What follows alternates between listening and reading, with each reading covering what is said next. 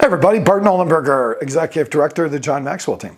So about 4 months ago, I had an opportunity to start a leadership training with a group from Chick-fil-A here in Mesa, Arizona. And we went through a study called Developing the Leader Within You 2.0. Have you ever read that one? Oh, man, it's good. And we picked that because we and our young leaders, wanted to really work on developing ourselves as leaders.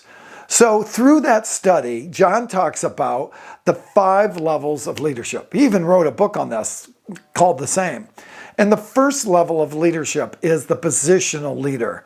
We're going to talk a little bit about that right now. What's a positional leader? Well, they're not a leader. A positional leader has manager on their business card, and they use that title to try to influence. And many times it just flat doesn't work.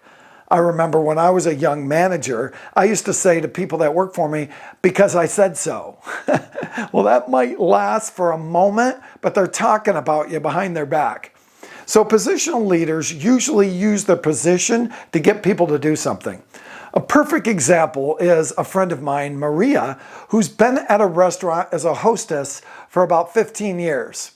She and I were talking last week, and she just got a new boss. And the first thing he said to her when he started was, "I'm the boss, we're going to change things around here, and I expect you to follow along."